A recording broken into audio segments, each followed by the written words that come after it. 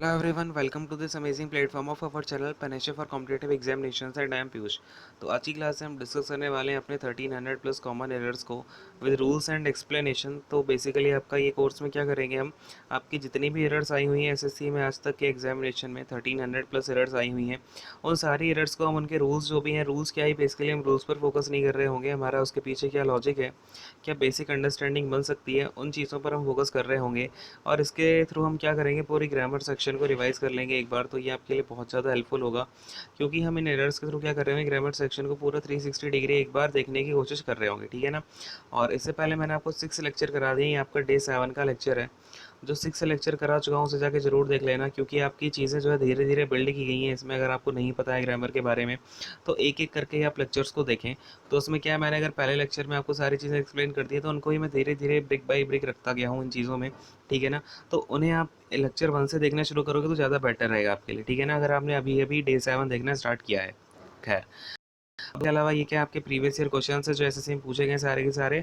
और ये आपका यूजफुल किसके लिए है, सीजीएल प्री एंड मेंस के लिए, सीएचएसएल के लिए, सीपीओ प्री एंड मेंस के लिए। इसके अलावा जो आपका स्टेनोग्राफर का एग्जामिनेशन है उसके लिए भी बहुत इंपॉर्टेंट है आपका। मतलब एसएससी में कहीं भी इंग्लिश आता है या फिर कोई और भी एग्जामिनेशन में आपकी इंग्लिश आती है और एरर्स वगैरह क्वेश्चन बनते हैं, तो उनके लिए भी ये बहुत ज़्यादा हेल्पफुल निकल के आ जाएगा, ठीक है ना। इसके अलावा आपका vocab special course already run कर रहा है चैनल पर, जाके आप देख सकते हो। जो इसकी क्लास जो है आपकी मॉर्निंग में ही हो जाती है, इसे जाके आप जरूर देख लिया करो, क्योंकि इसमें जो है आपके मोस्ट या फिर टॉप रिपीटेड क्वेश्चंस हैं जो भी एसएससी ने अभी तक 13 टू 14 टाइम्स पूछ चुकी है जो क्वेश्चंस, ठीक है ना।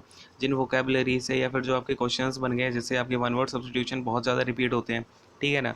तो इन सब चीज़ों से आप जाके देख लेना, इससे आपके 95% वोकैब आने के चांसेस हैं। तो बहुत ज़्यादा इंपॉर्टेंट वोकैब रहेगी। अगर आपको चीज़ों को धीरे धीरे सीखना स्टार्ट करना है तो आप इन्हें जाके स्टार्ट कर सकते हो, ठीक है ना। खैर, इसके अलावा आपके और भी कोर्सेज चल रहे हैं, जाके देख लेना। सीजीएल के सारे 18 सेट कराए जा चुके हैं। स्टैटिक जीके का प्रीमियम कोर्स, ये तो जरूर देखा करो आप लोग, बहुत ज़्यादा हेल्प मिलेगी इससे आपको। आपका कोई भी एग्जामिनेशन आने वाला हो, सीजीएल टीयर 1 2020 या फिर आपका सीएचएसएल का एग्जामिनेशन है, तब तो जरूर देखना स्टार्ट कर दो, अगर आपका अभी ये सीएचएसएल का एग्जामिनेशन आने वाला है, ठीक है ना। और आपके एनटीपीसी के प्रीवियस ईयर पेपर हैं, हॉट्स क्वेश्चन सीरीज हो गई टीयर 2 के लिए, कैटजेट मैट के लिए, ठीक है ना। और आपके सीएचएसएल का जो मैथ्स का क्रैश कोर्स है वो भी चल रहा है, जिसमें हम टॉप एक्सपेक्टेड क्वेश्चन को कर रहे हैं टीसीएस पैटर्न पे, तो वो आप ज़रूर देख लेना। इसके अलावा आपका पूरा डाउट डिस्कशन होता है, और आपको कुछ भी डाउट आता है तो वो आप टेलीग्राम पे पूछ लिया करो, पर्सनली पूछ सकते हो। तो वो सारी चीज़ें आपके लिए यहीं से ही, और भी बहुत सारी रिलेवेंट सीरीज चल रही है, ठीक है ना।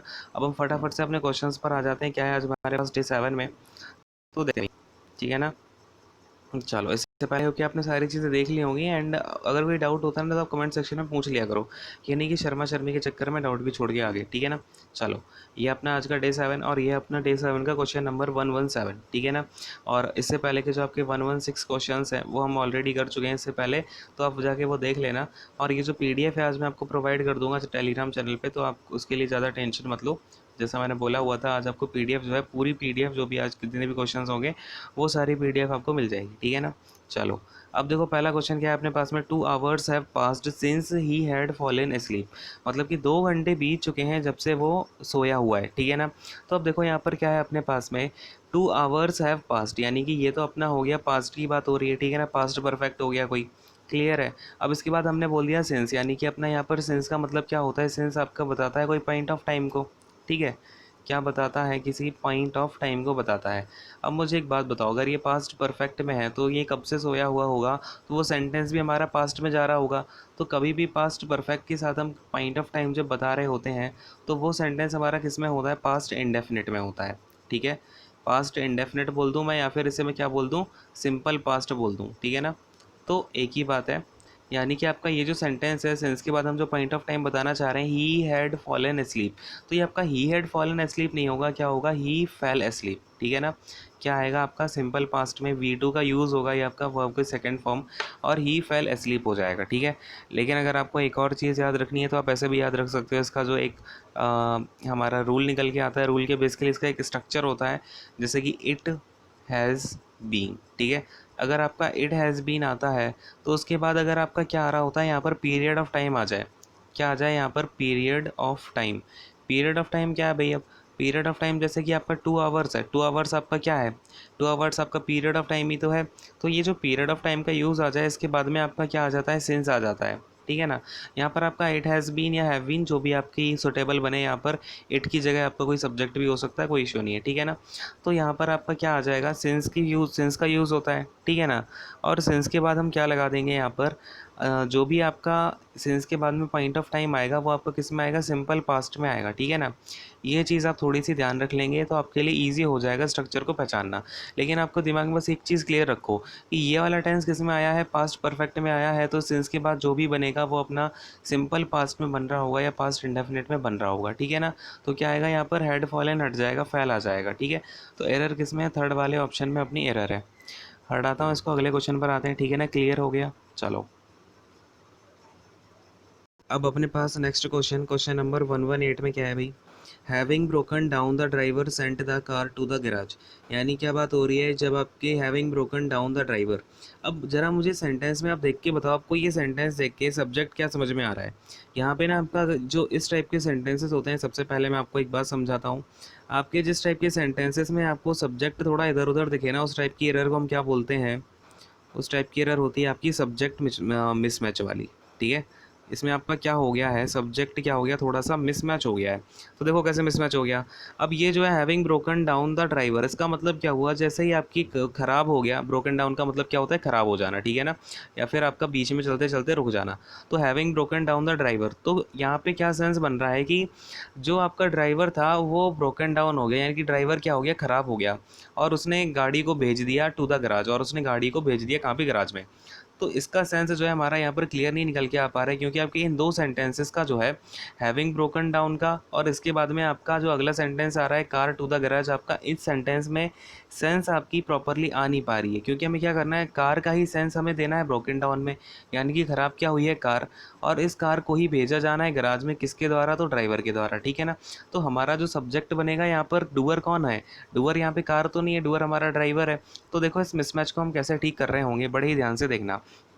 अगर मैं यहाँ पर क्लियर कर दूँ, the driver sent the car, इसकी प्लेस में मैं क्या लिख दूँ, द कार। देखो बात क्या होती है आपका, मैं इस सेंटेंस को कैसे बताना चाह रहा हूँ, मैं सेंटेंस को बोल रहा हूँ, मैं इसको पैसिव बना देता हूँ, ठीक है। अब जरा सा मैं आपको एक्टिव पैसिव के बारे में एक और बात बताना चाहूँगा कि एक चीज़ आप समझो, एक्टिव से हम सेंटेंस को पैसिव में बनाते क्यों हैं। मतलब हमें क्या बैठे बैठे शौक लगता है क्या कि हम एक्टिव से पैसिव बनाने लग रहे हैं, हाँ भाई। तो एक्टिव से पैसे बनाने का मतलब ये होता है कि यहाँ पर आपका सब्जेक्ट होता है कोई, ठीक है ना, सब्जेक्ट प्लस का हेल्पिंग वर्ब, फिर आपका जो भी मेन वर्ब रही हो, फिर इसके बाद में आपका जो भी आ रहा होता है यहाँ पर ऑब्जेक्ट, ठीक है ना। ये आपका एक्टिव जो आपकी फॉर्म होती है एक्टिव सेंटेंस की, ये आपकी ऐसी फॉर्म होती है। लेकिन हमें इसे पैसिव में चेंज क्यों करना होता है, इसमें पैसिव चेंज करने का जो सबसे बड़ा रीज़न होता है वो होता है कि हमें ये जो ऑब्जेक्ट है ना, हमने देखो इस सेंटेंस में पहले पूरा ये सेंटेंस बोल दिया, तो हमारा जो मेन एम्फेसिस है, मैंने सेंटेंस को किससे शुरू किया, यहाँ के सब्जेक्ट से, ठीक है ना। तो मैंने यहाँ पर एम्फेसिस किस पर दिया है, डूअर पर दिया है। यानी ये जो काम कर रहा है, पूरे वर्क को यहाँ पर जो एक्शन को परफॉर्म कर रहा है, उस डूअर को मैं यहाँ पर मेंशन करना चाहता था, तो मैंने उस डूअर को ऐसे बोला। जैसे लेट्स से मैं क्या बोलता हूँ आपसे कि राम ने इस बेंच को तोड़ दिया है, या राम ने इस टेबल को तोड़ा है, ठीक है ना। तो क्या होगा, मैं किसका नाम बोलना चाह रहा हूँ, राम का। बात को समझना बिल्कुल ध्यान से। मैंने क्या बोल दिया, Ram has broken this chair, ठीक है। राम लिख ही देता हूँ, Ram has broken this chair, ठीक है ना। अब मैं क्या करना चाहता हूँ, जो ये जो आपकी एक्टिव फॉर्म है ना, इसको मैं पैसिव फॉर्म में ले जाऊँगा, तो देखो कैसे बनेगा, जो उसका पैसिव होगा, बड़ी ध्यान से समझना, बहुत यूज़फुल रहेगा ये आपके लिए हमेशा। ये क्या हो जाएगा, the chair had been, has been broken by Ram, ठीक है ना, ऐसे ही बनेगा, has been broken by Ram. अब जरा इन सेंटेंसेस में आप डिफरेंस समझना, डिफरेंस क्या है इसमें। इसमें आपका सब्जेक्ट तो अभी भी क्या है, आपका सब्जेक्ट अभी भी राम है, क्योंकि काम तो ऑलरेडी अभी भी राम कर रहा है, यहाँ पर भी आपका काम राम कर रहा है। लेकिन आप एक चीज़ को समझो, यहाँ पर जो आपका एम्फेसिस जा रहा है, मैंने क्या बोला, राम ने तोड़ा है उस कुर्सी को, Ram has broken this chair, इस कुर्सी को किसने तोड़ दिया, राम ने तोड़ दिया, तो एम्फेसिस किस पे गया, राम पे। लेकिन अब क्या बात है ना कि मैंने यहाँ पर पैसे वॉइस करते टाइम क्या बोला है, ये जो चेयर है, मैं इस बार चेयर पर एम्फेसिस कर रहा हूँ, मेरा जो मेन टारगेट है इस बार चेयर है। मैंने बोला ये जो चेयर है, दिस चेयर, ये है ना, यहाँ पर मैंने क्या बोल दिया, दिस चेयर, ये चेयर तोड़ी गई है किसके द्वारा, तो फिर मैंने बाद में बोला राम के द्वारा। तो अगर यहाँ पे मैं स्पेसिफाई करना चाहता हूँ चेयर को, लेट्स से वो चेयर बहुत ज़्यादा महंगी है, तो मैं उस चेयर को ही इंडिकेट करके कहना चाहता हूँ, ये वाली चेयर, ये चेयर तो राम ने तोड़ी है। और अगर मैं बोलना चाहूँ ऐसे, राम ने तोड़ी है वो चेयर, तो ये राम ने ना वो चेयर तोड़ दी, मैं यहाँ पर किस पे बोलना चाह रहा हूँ, राम पर एम्फेसिस देना चाह रहा हूँ। तो बात समझ में आ रही है क्या कि एक्टिव और पैसिव में बेसिकली हम बनाते क्यों है, क्या हमारा एम्फेसिस का बस एम्फेसिस देने का फ़र्क होता है और कुछ नहीं होता आपका एक्टिव पैसिव में, ठीक है ना। तो अब इसे हटाता हूँ, इतनी सी कहानी समझ में आ गई। अब मैं आपसे क्या बोलना चाह रहा हूँ, यहाँ पर मैं क्या करता हूँ कि जो आपका ऑब्जेक्ट बन रहा है यहाँ पर कार का, मैं उसे अलग ही स्पेसिफाई कर देता हूँ, तो फिर मुझे बार बार बताना नहीं पड़ेगा कि क्या सब्जेक्ट है और क्या आपकी यहाँ पर ऑब्जेक्ट है, ठीक है ना, क्योंकि आपका सब्जेक्ट यहाँ पर मिसमैच कर रहा है इस पोजीशन पर। तो देखो मैंने कैसे लिख दिया, हैविंग ब्रोकन डाउन, यानी कि हैविंग ब्रोकन डाउन, ये तो आप एज इट इज़ नोट कर लेना, ठीक है ना। इसके बाद में क्या आएगा, the driver sent the car की प्लेस पर मैं लिख देता हूँ इसका पैसिव फॉर्म, यानी कि the car was sent by the driver to the garage to the garage, ठीक है ना। तो अब देखो बात कितनी क्लियर हो गई यहाँ पर। तो हैविंग ब्रोकन डाउन, यानी कि ब्रोकन डाउन तो क्या आ रहा है इसके बाद आपका सब्जेक्ट, यानी कि ये जो ब्रोकन डाउन का सब्जेक्ट बन रहा है, यानी क्या आपका ख़राब हो गया है, तो कार का यहाँ पर सेंस आ रहा है, यानी कि कार हमारा पहले आ गया, ठीक है ना। तो मैंने यहाँ पर कार को एम्फेसाइज करके क्या किया है, कार को मैं सामने लेके आ गया। तो ये जो बात हो रही है ब्रोकन डाउन की, वो कार के ऊपर पहुँच गई, ठीक है ना, इस तरीके से। इसके बाद में क्या है आपका, was sent by the driver, यानी कि आपको यहाँ पर बाई इस प्रिपोजिशन का प्रिपोजिशनल ऑब्जेक्ट तो ड्राइवर बन गया, लेकिन ये क्या हुआ, अभी भी सब्जेक्ट ही रहा है, क्योंकि कभी भी आप चाहे एक्टिव से पैसिव में कर दो, पैसिव से एक्टिव में कर दो, उस सेक्शन का जो सब्जेक्ट रहेगा, जो डूअर रहेगा, वो तो सेम ही रहेगा ना।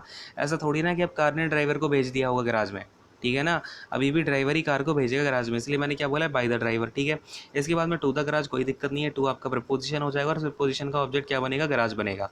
और ये गैराज क्या है, प्रपोजिशनल ऑब्जेक्ट है। कुछ बच्चे यहाँ पर डाउट में आ जाते हैं कि ऑब्जेक्ट इतने सारे कहाँ से आ रहे हैं सर, इनकी वर्ब तो है ही नहीं। तो ये जो ऑब्जेक्ट होते हैं, ये होते हैं, आप लिख लो इसे प्रपोजिशनल ऑब्जेक्ट, ठीक है ना। क्या होते हैं, प्रपोजिशनल ऑब्जेक्ट, क्योंकि हर प्रपोजिशन अपने साथ एक ना एक ऑब्जेक्ट रख रही होती है, ठीक है। ये बात हमेशा ध्यान रखेंगे।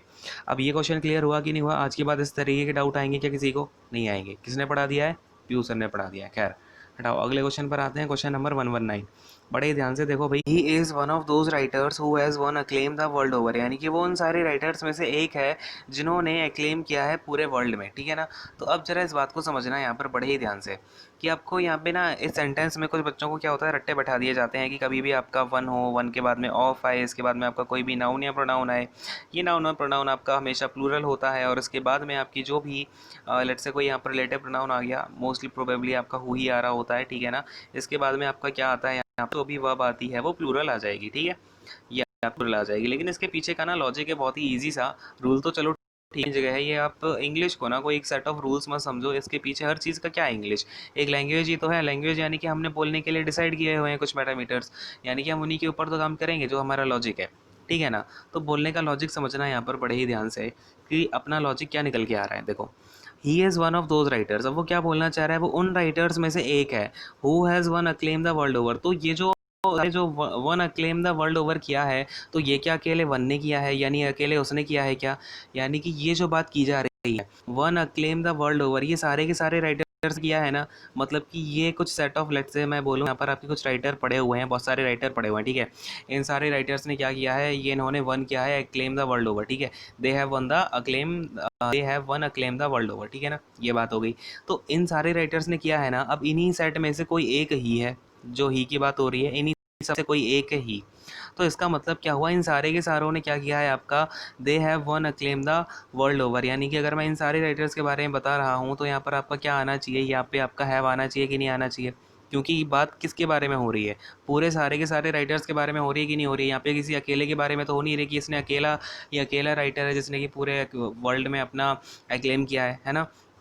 तो आपको बात को समझनी होगी, अब बात समझ में आ रही कि नहीं आ रही, पूरी बात किसके बारे में हो रही है, इन सारे के सारे राइटर्स के बारे में हो रही है। इन राइटर्स में से ही एक कौन है, अब एक वो है, ठीक है। तो अब इस बात को आप समझ पा रहे हैं कि नहीं समझ पा रहे हैं। और ये हु क्या है, ये हु आपका रिलेटिव प्रोनाउन का काम कर रहा है, इन राइटर्स को क्या है वो स्पेसिफाई कर रहा है, ठीक है ना, कि राइटर्स हैं, इस पर्टिकुलर सेट है ना, जो मैंने आपको बोला इसमें कुछ राइटर्स हैं, तो इस पर्टिकुलर सेट को आपका जो हु है वो डिफाइन कर रहा है, ठीक है ना, स्पेसिफाई कर रहा है कि हाँ भाई इस पर्टिकुलर सेट में से ही वो एक है, ठीक है ना। तो अब बात क्लियर हुई, क्या बात समझ में आ रही है? ऐसे डाउट्स अब आपको नहीं आएंगे, इसके पीछे का लॉजिक भी समझ में आ गया होगा। अब ये जो लॉजिक होते हैं आपको कैसे डेवलप हो पाएंगे, जब तक आप रीडिंग नहीं करोगे, ठीक है ना। मैं आपको हमेशा बोलता हूँ, आप इंग्लिश अगर आपको सीखनी है तो रीडिंग करो। ज़रूरी नहीं है आप न्यूज़पेपर की करो या कुछ भी करो। मैं बोलता हूँ रीडिंग करो, आप नॉवल की करो, आपको जो नॉवल पसंद है, आपको साइंस का पसंद है आप साइंस का करो, आपको फैंटेसी पसंद है आप फैंटेसी नॉवल पढ़ो, ठीक है ना। आपको साईफाई पसंद है आप साईफाई पढ़ो, जो भी नॉवल पसंद है वो पढ़ो आप, लेकिन थोड़ा क्वालिटी का नॉवल पढ़ो। ऐसे उल्टे सीधे नॉवल मत पढ़ने लगना आप कि भैया कुछ भी उठा के पढ़ने लगो, ठीक है ना। और आप कोशिश करो, जैसे कि चेतन भगत हो गए, इनका आप नॉवल पढ़ने की कोशिश करो, या फिर आपका रॉबिन शर्मा हो गए, ठीक है ना। तो इनकी बुक्स पढ़ने की कोशिश करो, तो इससे आपको सीखने को भी मिलेगा। जैसे आपको मैं बोलता हूँ, कभी भी अगर आप नॉवल पढ़ना स्टार्ट करना चाहते हो तो द 5 AM क्लब पढ़ो, ठीक है ना। द 5 AM क्लब काफ़ी अच्छा नॉवल है, उससे आपको सीखने को भी बहुत सारी चीज़ें मिलेंगी, ठीक है ना। चलो खैर, अगले क्वेश्चन पर आ जाते हैं। क्वेश्चन नंबर 120 क्या बोल रहे हैं हमसे? The mason will not do the work except give the order. Okay, क्या है जो मेसन है आपका वो काम नहीं करेगा। अब ये क्या है, एक्सेप्ट का मतलब क्या होता है, ज़रा मुझे बताएंगे। मुझे यहाँ पे आप इनलाइटन करें कि एक्सेप्ट का मतलब क्या होता है। हाँ भाई, देखो एक्सेप्ट का मतलब होता है ओनली, ठीक है ना। एक्सेप्ट का मतलब होता है आपका, क्या बोलते हैं हम कभी कभी, कि लेट से कोई सारी, अगर मैं किसी भी करेक्टरिस्टिक की बात करूँ, ठीक है ना, किसी चीज़ की, किसी पर्टिकुलर ग्रुप के मैं करेक्टरिस्टिक्स की बात कर रहा हूँ, लेकिन मैंने क्या बताया, करेक्टर्स ये होते हैं, लेकिन फिर मैं बोल दूंगा यहाँ पर आपका एक्सेप्शन होता है एक, ठीक है ना। अब जैसे मैं बोलूँ आपके मेटल्स हैं, मेटल सारे के सारे हार्ड एंड रिजिड होते हैं, लेकिन वहाँ पर आपका एक्सेप्शन क्या है, सोडियम है। सोडियम को हम नाइफ से भी काट सकते हैं, तो सोडियम क्या हो गया, उन सबका एक्सेप्शन हो गया, यानी कि वो अकेला एक ऐसा है जो ऐसा नहीं करता। लेकिन अगर आप सेंटेंस में देखोगे क्या बात आ रही है, the mason will not do the work, mason काम नहीं करेगा ओनली, तो इसका मतलब क्या हो गया, एक्सेप्शन कि वो ऑर्डर देने का ही पास एक्सेप्शन है, नहीं। ये आप सेंटेंस को पढ़ोगे तो यहाँ पे ध्यान से पढ़ो, तो इसका जो मीनिंग आ रहा है ना, तो वो कुछ भी नहीं करेगा इंस्टीड ऑफ गिविंग ऑर्डर। यहाँ पे आपका क्या सेंस बन रही है, इंस्टीड ऑफ, यानी कि वो ऑर्डर देने के अलावा और कुछ काम नहीं करेगा, ठीक है ना। उससे आप कुछ भी काम करवाओ, बस बैठे बैठे ऑर्डर करवा लो, ठीक है ना। तो यहाँ पे आप किसका यूज़ करोगे, इंस्टीड ऑफ का कर लोगे, या फिर इंस्टीड ऑफ की प्लेस पर आपका जो सबसे सही वर्ड निकल के आएगा वो होगा रादर, ठीक है ना। तो याद रखना है इस वर्ड को, रादर और एक्सेप्ट में क्या डिफरेंस होता है, और आपका रादर कहाँ पर यूज़ हो रहा होता है। रादर का यूज़ होता है आप एक चीज़ नहीं करोगे, मतलब और कोई काम नहीं करोगे, बस आप दूसरा काम करोगे जो आपके सामने गिवन है अगले सेंटेंस में, ठीक है। तो यानी कि रादर गिव द, यानी जो अगले सेंटेंस में आपको गिवन है गिव द ऑर्डर, तो आप बस ऑर्डर दोगे और कुछ काम नहीं करोगे, ठीक है ना। क्लियर है सबको, बात समझ में आ गई। अब अगले क्वेश्चन पर आ जाते हैं, इसको आप नोट कर लेना। रादर और एक्सेप्ट में आपका कई बार क्वेश्चन आ जाता है, ठीक है ना। प्रीवियस ईयर क्वेश्चन ही है ये भी, और ये 2-3 बार रिपीट भी हुआ है, आपको आगे देखने को मिल जाएगा, ठीक है ना। खैर, when students are ill they find that they have a lot of work to catch up with them when they return. अच्छा, अब देखो क्या है कि वैन स्टूडेंट्स आर इल मतलब कि जब स्टूडेंट्स बीमार हो जाते हैं तो उनके पास में बहुत सारा काम करने को हो जाता है। वो क्या देखते हैं, दे फाइंड दैट, उनके पास में बहुत सारा काम हो जाता है करने को। आपने भी देखा होगा, आप लेट से स्कूल टाइम में बीमार हो जाओ और फिर आप 7 to 8 डेज ना जाओ, तो आपके पास बहुत सारा काम हो जाता है करने को, ठीक है ना। टू कैचअप विद, यानी कि वो टू कैचअप विद का मतलब क्या होता है, उसको वापस से आपको कैच करने के लिए। बात को समझ पा रहे हो? जैसे कि अगर आपका बहुत ज़्यादा लोग, लेट से आपका कोई रेस चल रही है, उसमें आपके बहुत सारे लोग आगे निकल गए हैं, आप यहीं पर हो, तो आप जब जल्दी जल्दी भाग भाग के यहाँ पर पहुँचोगे, मतलब आपने क्या कर लिया, उनके साथ पहुँच गया, तो आपने उन्हें कैचअप कर लिया, ठीक है ना। तो वैन दे रिटर्न, तो वैन दे रिटर्न नहीं होगा कभी भी। आपकी हेल्थ, यहाँ पे क्या हो रही है, हेल्थ की बात हो रही है ना, इलनेस की बात हो रही है। तो कभी भी आप इलनेस से, या फिर आपकी हेल्थ सही होती है, या फिर आपकी इलनेस क्या होती है, ख़राब हो, इल हो जाते हो आप, तो इलनेस के अगर आप आते हो वापस, ठीक है ना, इलनेस से उबर के, तो वहाँ पर आपका रिटर्न नहीं यूज़ होता है, वहाँ पे आपका क्या होता है, रिकवर यूज़ होता है। कभी भी आपकी हेल्थ कंडीशन ठीक हो जाती है, किसी भी चीज़ से आप वापस आ जाते हो, तो उसे बोलते हैं रिकवरी, बोलते हैं ना, वो रिकवर कर गया इस चीज़ से, ठीक है ना। तो उसे हम बोलते हैं रिकवर। यहाँ पे आपका रिटर्न का यूज़ नहीं होगा, रिकवर का। तो वर्ड्स का ध्यान बिल्कुल याद, बिल्कुल आपको वर्ड्स देने पर जो आपका वर्ड का यूज़ होगा उस पर बहुत ज़्यादा ध्यान देना है। बात को समझ रहे हैं, ठीक है। तो इसका मैं एग्जांपल देता हूँ, जैसे कि आप एक एग्जांपल ले लो, क्या कि he is still recovering, he is still recovering from operation, ठीक है। तो यानी बात क्या है, वो ऑपरेशन से अभी तक रिकवर कर रहा है, ठीक है ना। यानी अगर आपका हेल्थ के बारे में कुछ भी बात आ जाए तो आपको किसका यूज़ करना है, रिकवरिंग का यूज़ करना है। इतनी बात क्लियर रहेगी, ठीक है ना। बहुत बार बता दिया मैंने। अगले क्वेश्चन पर आ जाते हैं। अब आप इन चीज़ों को ना, आप कोशिश किया करो, एक बार पढ़ लिया तो आप भूलो ना कभी भी, ठीक है। चलो अब आपसे स्कार्सली का आ गया। स्कार्सली के साथ मैंने आपको शायद लास्ट थर्ड लेक्चर में सिखाया होगा कि स्कार्सली के साथ आपका क्या होता है, दो चीज़ें याद रखनी होती हैं, scarcely, barely, rarely, no no sooner, है ना। ये जो भी आपके नेगेटिव वर्ड्स होते हैं इनके साथ में आपका पहली बात तो क्या होता है, इन्वर्जन होता है। इन्वर्जन का मतलब क्या होगा, पहले हेल्पिंग वर्ब आएगी, इन्वर्जन हो रहा होता है जिसका मतलब पहले हेल्पिंग वर्ब आएगी। जैसे अगर मैं डिड की बात करूँ तो डिड हेल्पिंग वर्ब आ जाएगी, है ना। तो जो भी आपकी हेल्पिंग वर्ब है वो पहले आएगी, फिर आपका सब्जेक्ट आ रहा होगा, ठीक है ना। और दूसरी बात क्या है, नो सूनर के साथ आपका अकेला जो नो सूनर आपका निगेटिव वर्ड है उसके साथ हम देन का यूज़ करते हैं। और बाकी के आपके जो भी निगेटिव वर्ड्स हैं, नो सूनर हो गया आपका, सॉरी नो सूनर नहीं, स्कार्सली हो गया, बेयरली हो गया, रेयरली हो गया, ठीक है ना। इन सब के साथ हम किसका यूज़ करते हैं, वैन का यूज़ करते हैं, ठीक है ना। ये बात आपको पता है। तो अब देखो यहाँ पे क्या है, स्कार्सली, डिड आई, तो ये तो करेक्ट है, did I reach the airport, inversion हो रखा है, बिल्कुल सही है। नर्वस एंड टेंस, यहाँ पे आपका देन यूज़ नहीं होगा, क्या यूज़ होगा, वैन यूज़ होगा। मैंने क्या बोला है, आपका स्कार्सली, रेयरली, बेयरली, इन सारे वर्ड्स के साथ में किसका यूज़ होता है, वैन का यूज़ होता है, ना कि देन का, ठीक है ना। तो यहीं पे मिल गया हमें एरर, और हमारा ये सेकंड वाले ऑप्शन में एरर निकल के आ जाएगा, बाकी सब तो ठीक है। Living me stranded in an alien place, ठीक है ना। अच्छा, एलियन प्लेस का मतलब ये नहीं कि वो आपको दूसरे ग्रह पे छोड़ के आ गया हो। एलियन का मतलब देखो, अब ना एलियन का मतलब होता है कि आपको किसी भी जगह के बारे में कुछ पता नहीं है। यानी कि अगर कोई मैं बोलूँ वो मेरे लिए एक एलियन पर्सन है, तो उसका मतलब ये नहीं कि वो दूसरे ग्रह से आया है, बस उसका मतलब ये है कि मैं उस पर्सन के बारे में कुछ नहीं जानता हूँ। मुझे उसके बारे में ABCD कुछ नहीं पता, मैं ना उसके पास्ट के बारे में जानता हूँ, ना उसके भविष्य के बारे ना, भविष्य के बारे में तो कोई नहीं जानता, खैर प्रेजेंट के बारे में भी नहीं जानता हूँ, मैं उसके पास्ट के बारे में भी नहीं जानता हूँ, ठीक है ना। मैं उस पर्सन से कम्प्लीटली अननोन हूँ, तो वो मेरे लिए एलियन होगा। अगर एलियन प्लेस है तो मैं उस प्लेस को बिल्कुल नहीं जानता था, मैं आज तक गई ही नहीं था उस प्लेस पे, ठीक है ना। तो वो मेरे लिए क्या हो जाएगा, एलियन प्लेस हो जाएगा, ठीक है। बात को समझ गए, क्लियर है। अगले क्वेश्चन पर आते हैं। क्वेश्चन नंबर 1 2 3 क्या बोलना चाहता है हमसे भाई, the power to distinguish between differences is the basis of science and art. अच्छा जी, अब मुझे एक बात बताओ कि द पावर टू डिस्टिंग्विश, एक तो आपका बोल दिया नॉन डिस्टिंग्विश, डिस्टिंग्विश क्या होता है आपका, डिस्टिंग्विश का यूज़ हम कहाँ करते हैं, एक तो हमें ये चीज़ समझनी होगी यहाँ पर। और दूसरी चीज़ क्या बोल रहा है, ये बिटवीन डिफरेंसेस, अब इसने ये भी बोल दिया बिटवीन डिफरेंसेस, ठीक है। तो पहली बात, डिस्टिंग्विश आप जब भी करते हो तो दो चीज़ों के बीच में ही डिस्टिंग्विशन होता है। कभी भी आपने देखा होगा, आपसे कोई भी क्वेश्चन पूछा जाता है तो क्या बोलते हैं, distinguish between X and Y, है ना। आपको दो कोश्चन बता दिए, बोलेंगे कि फिर डिस्टिंग्विश करें इसके और इसके बीच में। तो क्या होता है, डिस्टिंग्विश आपका ऑलरेडी इसमें जो आपका अंडरस्टूड मीनिंग होती है वो होती है किसी दो चीज़ों के बीच में हमें डिफरेंस बताना है। जब इसके साथ ऑलरेडी ये मीनिंग लिखी हुई है तो उसके बाद हमें बिटवीन डिफरेंसेस लिखने की क्या ज़रूरत है भाई। हाँ, ये क्या हो गया आपका, एग्जैगरेशन हो गया, हाँ कि नहीं, आपने दोनों चीज़ें यूज़ कर दी तो एग्जैगरेशन हो गया, यानी कि क्या हो गया अपना सुपर प्लस सेंटेंस हो गया। तो हम क्या करेंगे यहाँ पर, या तो बिटवीन डिफरेंसेस रखो या आप डिस्टिंग्विश रखो, ठीक है ना।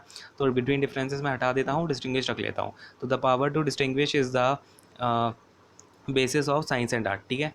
तो ये अपना करेक्ट आंसर हो जाएगा, यहाँ पे हम इसे टिक करेंगे और आगे बढ़ जाते हैं, ठीक है। क्लियर हो गया, सबको समझ में आ गया। चलो अगले क्वेश्चन पे आते हैं।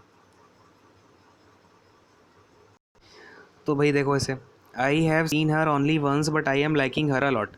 यानी कि क्या बात हो गई, मैंने उसे बस एक ही बार देखा है लेकिन तब से मैं उसे लाइकिंग करने लगा हूँ, हाँ भाई।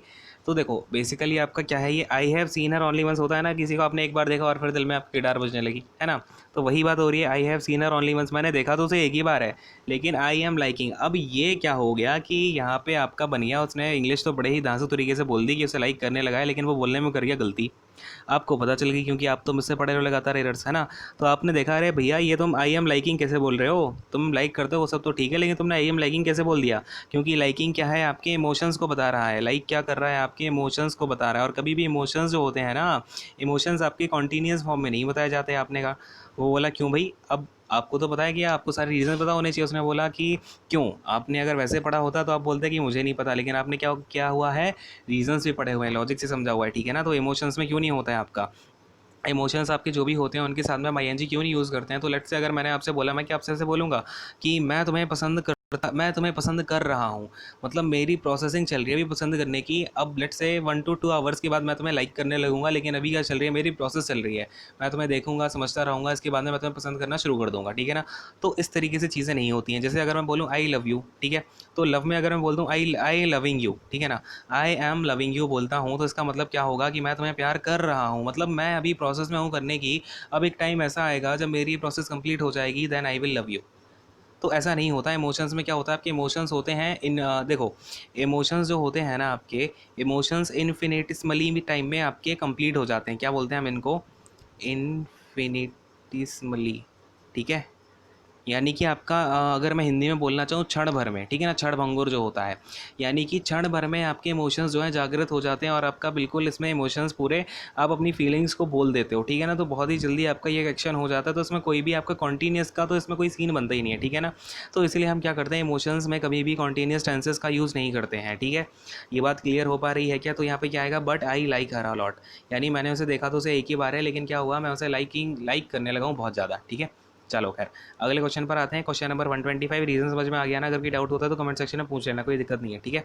चलो अगले क्वेश्चन पर आते हैं। I told him that we enjoyed very much, मैंने उससे बोला कि हमने बहुत ज़्यादा इन्जॉय किया है एट द पार्टी। क्लियर है? तो ज़रा मुझे बताओ इसमें आपको कोई एरर दिख रही है क्या? तो देखो, आई टोल्ड हिम, मैंने उससे बोला कि वी इन्जॉयड। अब देखो, मैंने उससे बोला, ये बात तो आपकी हो गई पास्ट में।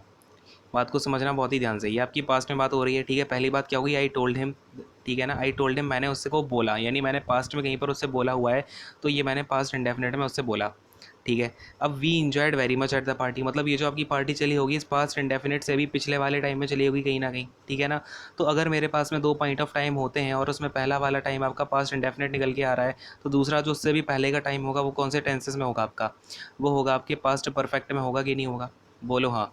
बात समझ में आ रही है? ये बात मैं आपको कम से कम दसियों बार बता चुका हूँ, अब आपका ये 11th टाइम है, ठीक है। तो ये बात अब आपको समझनी होगी। कभी भी अगर मैं ऐसे देखो, ऐसा चलता है आपका, लेट्स से ये मैं अभी हूँ प्रेजेंट में, ठीक है। ये मैंने पीछे कुछ हुआ, यहाँ पर मैंने आपसे कोई बात बोली, ये वाला जो आपका पॉइंट ऑफ टाइम होगा ये होगा आपका पास्ट इंडेफिनिट, यानी सिंपल पास्ट में। अब इससे भी जो पहले की बात होगी वो मेरी किस में होगी, पास्ट परफेक्ट में होती है। मतलब इस पॉइंट ऑफ टाइम में ये जो आपका पास्ट परफेक्ट वाला टाइम है, यहाँ पर आपकी पार्टी हुई, फिर आपने यहाँ पर जब पार्टी खत्म हो गई, यहाँ पे आपने आगे पास्ट में बोल दिया, तो इससे पहले वाला किस में होना चाहिए, पास्ट परफेक्ट में। तो मतलब वी इंजॉयड ही नहीं आएगा, यहाँ पे क्या आएगा, वी हैड इंजॉयड। अगर मैं पास्ट परफेक्ट में बोलना चाहता हूँ तो यहाँ पर क्या आना चाहिए, वी हैड इंजॉयड आएगा। क्लियर है?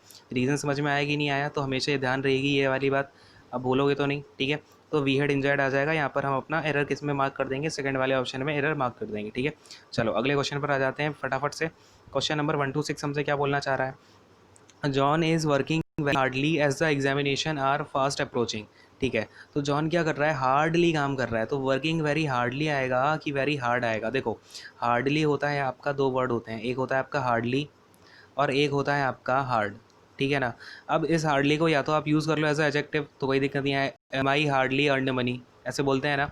तो हार्डली का यूज़ एज अ एडजेक्टिव कर लो तो बात अलग है, लेकिन आपका इसमें अगर मैं hardly as a noun use करता हूँ तो हार्डली का मतलब होता है आपका एज अ एडजेक्टिव ही इसका जो मतलब होता है हार्डली का, वो होता है बहुत कम, यानी कि लीस्ट, यानी बहुत कम आपके पास में लेफ़्ट हो, यानी कि hardly I can do it, यानी मैं बहुत ही मुश्किल से इसको कर पाऊँगा, बहुत ही ज़्यादा मुश्किल है, मैं इसे करूँ या ना करूँ, ठीक है ना। तो बात समझ पा रहे हैं इसका सेंस कहाँ पहुँचता है।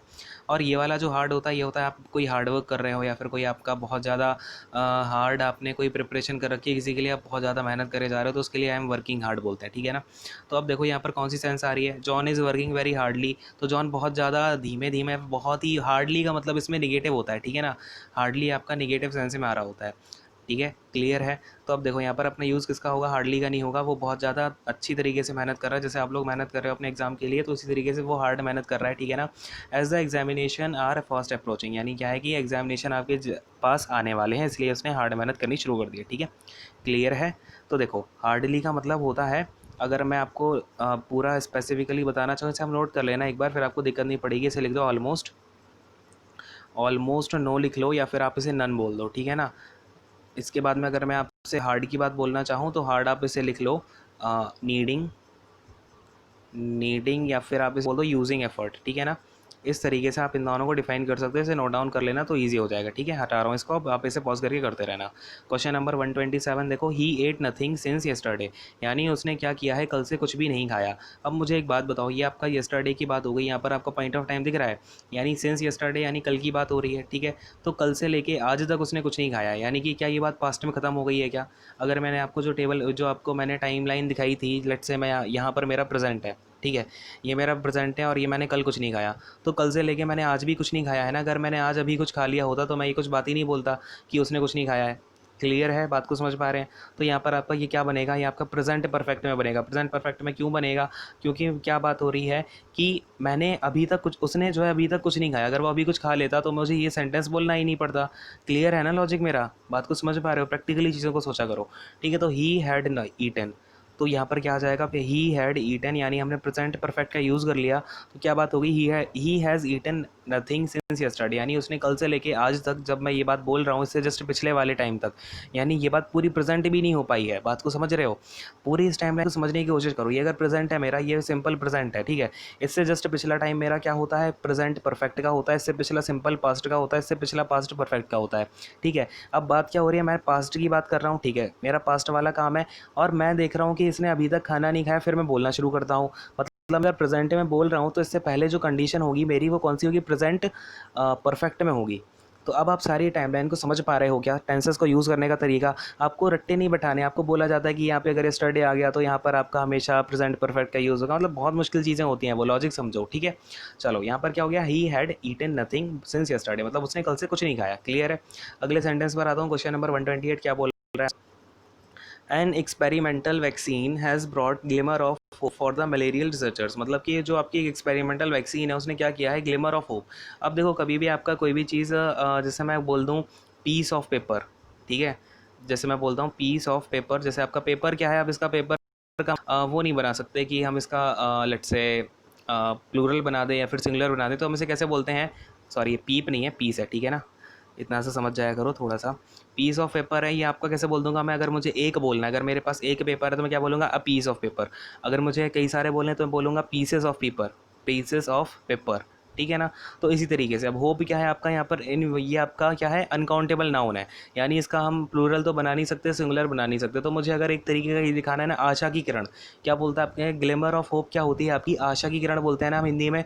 तो क्या है ये आपकी एक आशा की किरण जो है, एक ये जो एक्सपेरिमेंटल वैक्सीन है लेके आई है फॉर द मलेरियल रिसर्चर। जैसे आज के टाइम पे कोविड-19 की कोई हमें वैक्सीन मिल जाए तो क्या होगा, वो हमारे लिए आशा की किरण होगी कि नहीं होगी, ठीक है ना। तो यहाँ पर क्या हो जाएगा, brought a glimmer of hope, ठीक है ना। यहाँ पर क्या हो जाएगा अपना अ ग्लिमर ऑफ होप, मतलब आपको यहाँ पर आर्टिकल से दिखाना पड़ेगा, नहीं तो यहाँ पे ग्लिमर्स ऑफ होप बोलते थे, ठीक है ना। तो क्या हो जाएगा, ये एक क्या है, आशा की किरण हमें मिल गई है, ठीक है ना। तो आर्टिकल का यूज़ करना जरूरी होगा, यहाँ पर ए का यूज़ कर देंगे। क्लियर है। अगले क्वेश्चन पर आते हैं, इसको हटाता हूँ। नोट कर लिया करो आप ये सारी चीज़ें, ठीक है ना, जो इंपॉर्टेंट होती हैं अपने हिसाब से। तो अब हमें यहाँ पे क्या दे रखा है, after making me wait for 2 agonising hours. अभी एगोनाइजिंग क्या होता है इसका आप नोट कर लेना अगर नहीं पता है। एगोनाइजिंग का आपका होता है, या फिर एगोनी बोल दूँ, ठीक है ना। तो एगोनाइजिंग, एगोनाइजिंग की मीनिंग लिख लो आप एक बार, एक्सट्रीमली पेनफुल। क्या होता है, एक्सट्रीमली पेनफुल, यानी कि अगर मैं बोलूँ बहुत ज़्यादा दर्द देने वाला, ठीक है ना। तो बहुत ज़्यादा दर्द देने वाला इसका मीनिंग होती है, अब समझना। After making me wait for 2 agonizing hour, यानी कि मुझे दो बहुत ज़्यादा दुख देने वाले अत्यंत कष्टदायक 2 घंटे, मैंने 2 घंटे बिताए हैं वहाँ पर वेट करने के। The great man called me in, मतलब कि जो ग्रेट मैन थे उन्होंने मुझे अंदर बुलाया और मुझसे पूछा कि व्हाट डू आई वांट।